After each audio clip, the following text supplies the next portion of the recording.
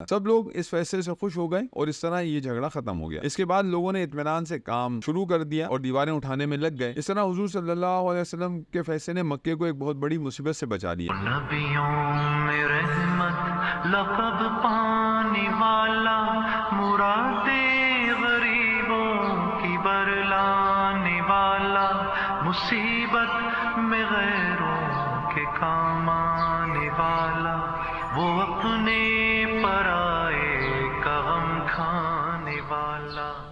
حضرت صلی اللہ علیہ وسلم کی بعثت سے پہلے فیض الہی کی خفیف شعائیں عرب میں پھیلنی شروع ہو گئی تھیں۔ چنانچہ قیس بن ساعدہ، ورقہ بن نوفل، عبید اللہ بن حجش، عثمان بن الحویرث، زید بن عمر بن نفیل نے بت پرستی سے انکار کر دیا تھا کہ ان میں سے حضرت صلی اللہ علیہ وسلم نے زید سے ملاقات کی تھی، جس کا ذکر صحیح بخاری میں بھی ہے۔ ورقہ عیسائی ہو گئے تھے اور چونکہ حضرت خدیجہ کے برادر امزاد تھے اور مکے ہی میں رہتے تھے، بعض روایتوں میں ہے کہ ان سے آپ کی دوستی تھی۔ جیسا کہ عام طور پر کہا جاتا ہے کہ عرب میں مذہب ابراہیمی کا نام و نشان نہ تھا اور بہت بری طرح شرک آلود ہو گیا تھا، یہاں تک کہ خود خانہ خدا میں بتوں کی پرستش ہوتی تھی۔ تاہم بالکل فنا نہیں ہو سکتا تھا، عرب میں کہیں کہیں دھندلا سا نشان نظر آتا تھا۔ جو لوگ صاحب بصیرت تھے ان کو یہ منظر نہایت نفرت انگیز معلوم ہوتا تھا کہ انسان عاقل پتھر کے بتوں کے سامنے سر جھکائے۔ اس بنا پر بت پرستی کی برائی کا خیال بہتوں کے دل میں آیا، لیکن اس کا تاریخی زمانہ حضرت صلی اللہ علیہ وسلم کی بعثت سے کچھ ہی پہلے شروع ہوتا ہے۔ ابن اسحاق نے لکھا ہے کہ ایک دفعہ کسی بت خانے کے سالانہ میلے میں ورقہ بن نوفل، عبداللہ بن حجش، عثمان بن الحویرث، زید بن عمر بن نفیل شریک تھے۔ ان لوگوں کے دل میں دفتن یہ خیال آیا کہ یہ کیا بےہودہ پن ہے کہ ہم ایک پتھر کے سامنے سر جھکاتے ہیں جو نہ سنتا ہے، نہ دیکھتا ہے، نہ کسی کا نقصان کر سکتا ہے، نہ کسی کو فائدہ پہنچا سکتا ہے۔ یہ چاروں قریش کے خاندان میں سے تھے۔ ورقہ حضرت خدیجہ کے برادر امزاد تھے،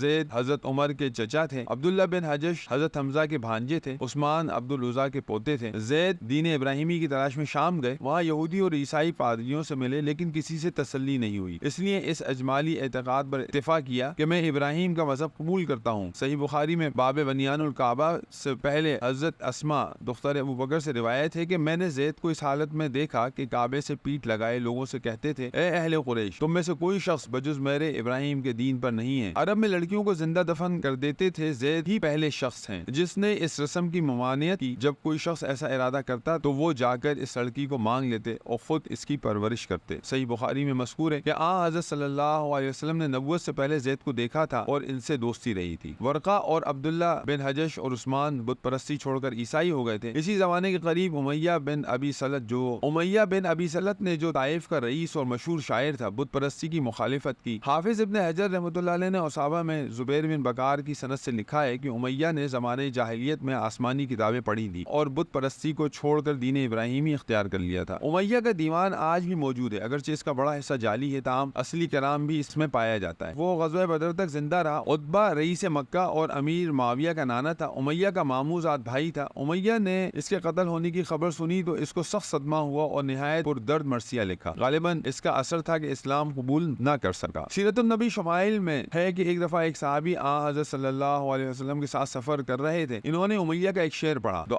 حضرت صلی اللہ علیہ وسلم نے فرمایا اور، انہوں نے اور شعر پڑھے، آپ نے فرمایا اور، یہاں تک کہ 100 اشعار پڑھے۔ ہر شعر کے ختم ہونے پر آپ فرماتے جاتے تھے کہ اور، آخر میں آپ صلی اللہ علیہ وسلم نے فرمایا کہ امیہ مسلمان ہوتے ہوتے رہ گیا۔ ابن ہشام نے بت پرستی کی مخالفت کرنے والوں میں انہی چاروں کا نام لکھا ہے، لیکن اور تاریخی شہادتوں سے ثابت ہوتا ہے کہ عرب میں اور متعدد اہل نظر پیدا ہو گئے تھے جنہوں نے بت پرستی سے توبہ کی تھی۔ ان میں سب سے زیادہ مشہور شخص عرب کا نامور خطیب قیس بن سعدہ الایادی ہے۔ اس کا تذکرہ آگے آتا ہے۔ ایک شخص قیس بن نشبہ تھا جس کی نسبت حافظ ابن حجر نے اصابہ میں لکھا ہے کہ جاہلیت کے زمانے میں خدا پرست ہو چکا تھا اور حضرت صلی اللہ علیہ وسلم کی بعثت پر مشرف باسلام ہوا۔ یہ امر اکثر روایتوں سے ثابت ہے کہ عرب اور خصوصاً مکے اور مدینے میں متعدد اشخاص بت پرستی کے منکر ہو گئے تھے اور ملت ابراہیمی کی جستجو میں تھے۔ ملت ابراہیمی کے ظہور کا وقت قریب آ گیا تھا۔ ان چند راہ طلب اور حقیقت پسند اشخاص کے وجود کی بنا پر مصنفین یورپ کہتے ہیں کہ مذہب صحیح اور توحید خالص مجالس کا رواج عام عرب میں اسلام سے پہلے بھی موجود تھا، لیکن اگر یہ صحیح ہے تو یہ حیرت انگیز بات ہے کہ اسلام کے ظہور پر اس قدر ہنگامہ کیوں برپا ہوا؟ کیا عرب میں ان مذاہب نے کچھ اصلاح کی؟ جیسا کہ ابھی کہا گیا ہے، عرب میں تمام مشہور مذاہب موجود تھے، یہودیت بھی، نصرانیت بھی، مجوسیت بھی، اور عقلی بلند پروازی کی معراج الحاد بھی، لیکن ان سب کا نتیجہ کیا تھا؟ عقائد کے لحاظ سے یا تو خداؤں کی وہ کثرت جس کو نصرانیت نے بہت گھٹایا تاہم دین کی تعداد سے کم نہ کر سکی، اس کے ساتھ یہ اعتقاد کہ حضرت عیسیٰ علیہ السلام خود سوری پر چڑھ کر تمام بنی آدم کے گناہوں کا کفارہ بن گئے، یا توحید تھی، لیکن خدا اس قسم کا تھا جو آدمیوں سے کشتی لڑتا تھا۔ ان سب دعووں کے باوجود جو مغربی اہل عقل کرتے ہیں، یہاں بتوں پر آدمیوں کی قربانی چڑھائی جاتی تھی، باپ کی منقوہ بیٹے کو وراثت میں ملتی تھی، حقیقی بہنوں سے ایک ساتھ شادی جائز تھی، ازواج کی کوئی حد نہ تھی، جوا، شراب خوری، زناکاری کا رواج عام تھا، بے حیائی کی حالت ہی کہ سب سے بڑا نامور شاعر امراء القیس جو شہزادہ بھی تھا، قصیدے میں اپنی پھوپھی زاد بہن کے ساتھ اپنی بدکاری کا قصہ مزے لے کر بیان کرتا ہے، اور یہ قصیدہ کعبے پر آویزاں کیا جاتا ہے۔ لڑائیوں میں لوگوں کو زندہ جلا دینا، مسروعات کے پیٹ چاک کر ڈالنا، معصوم بچوں کو تہہ تیغ کرنا عموماً جائز تھا۔ عیسائیوں کے بیان کے مطابق عرب قبل اسلام تمام مذاہب میں سب سے زیادہ عیسائیت سے متاثر تھا، تاہم اس کے اثر کا کیا نتیجہ تھا؟ اس کو خود عیسائی مورخین کی زبان سے سننا چاہیے۔ ایک عیسائی مورخ لکھتا ہے، عیسائیوں نے عرب کو 500 برس تعلیم و تلقین کی، اس پر بھی خال خال عیسائی نظر آتے تھے، یعنی بنو حارث نجران میں، بنو حنیف یوامہ میں، اور کچھ بنی تے میں عیسائی تھے، باقی خیریت۔ بالآخر عرب کو من حیث المذہب دیکھیے تو اس کی سطح پر عیسائیوں کی ضعیف کوششوں کی کچھ خفیف سی موجیں لہراتی نظر آتی تھی، اور یہود کی قوت بھی کبھی بڑی شدت سے طغیانی کرتی نظر آتی تھی، لیکن بت پرستی اور بنو اسماعیل کے بیہودہ اعتقادات کا دریا ہر سمت سے جوش مارتا ہوا کعبے سے آ کر ٹکراتا تھا۔ یہ حالت صرف عرب کے ساتھ مخصوص نہ تھی، بلکہ تمام دنیا میں یہی تاریکی چھائی ہوئی تھی،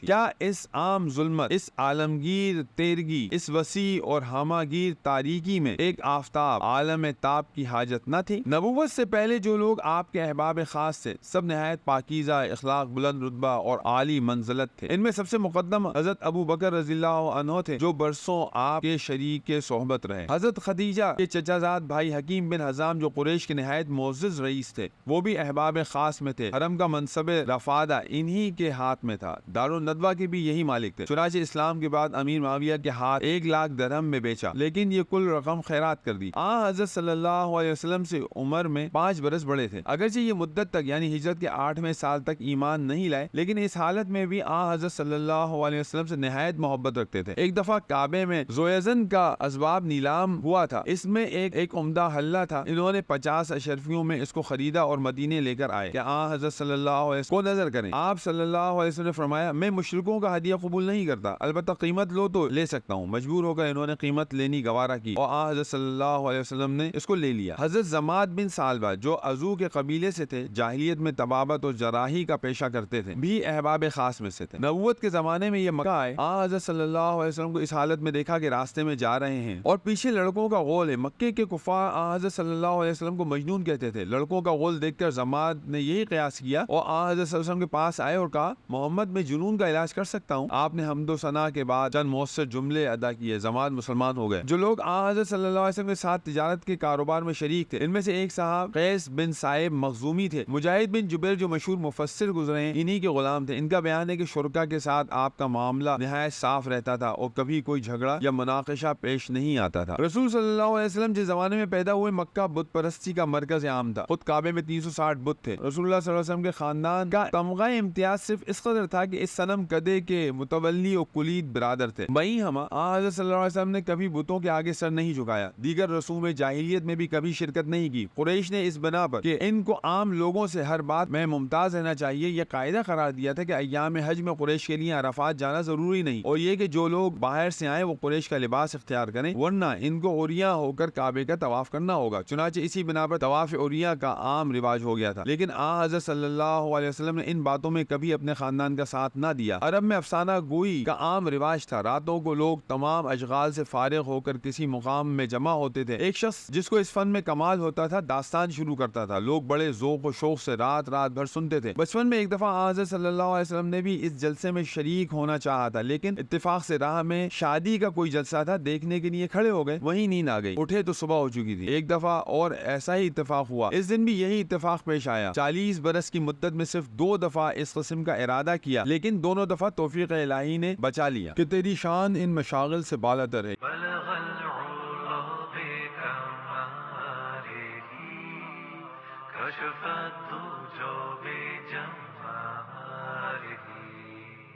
حسنت جميع خصاله صلوا عليه